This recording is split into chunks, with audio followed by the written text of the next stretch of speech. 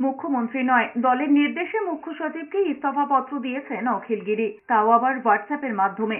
সংবিধান অনুযায়ী মন্ত্রিত্ব থেকে ইস্তফা দিতে হলে মুখ্যমন্ত্রীকে ইস্তফা পত্র পাঠানো হয়। এরপর মুখ্যমন্ত্রী রাজ্যপালকে ইস্তফা পত্র পাঠান, কিন্তু অখিল গিরির ক্ষেত্রে দলই তার মুখ্য সচিবকে ইস্তফা পত্র পাঠানোর নির্দেশ দিয়েছেন। দলের নির্দেশে পদত্যাগ করলেও ক্ষমা চাওয়ার ব্যাপারে অনড় অখিল গিরি।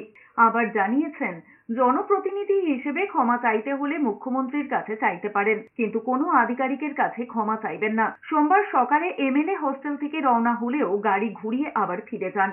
সেখান থেকেই কারামন্ত্রীর পদ থেকে ইস্তফা পত্র হোয়াটসঅ্যাপে ছবি তুলে পাঠিয়ে দেন রাজ্যের মুখ্য সচিবের দপ্তরে, কারণ মুখ্য সচিব তাকে ফোনে তেমনই নির্দেশ দিয়েছিলেন। অখিল গিরি জানিয়েছেন, বন দপ্তরের বিরুদ্ধে তাঁর যা অভিযোগ তা তিনি পরে লিখিতভাবে মুখ্যমন্ত্রীকে জানাবেন।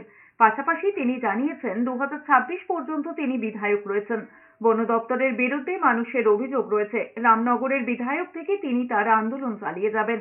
মহিলা রেঞ্জ অফিসারকে শাসানি দেওয়ায় বিতর্ক শুরু হতেই দলের নির্দেশে নিঃশর্ত ক্ষমা চাওয়া নতুবা মন্ত্রিত্ব থেকে ইস্তফা দেওয়ার নির্দেশ দেওয়া হয় অখিল গিরিকে। চিফ সেক্রেটারির মাধ্যমে চিফ মিনিস্টার কাছে পাঠিয়ে দিচ্ছি। মানে মুখ্যমন্ত্রী সরাসরি দেননি?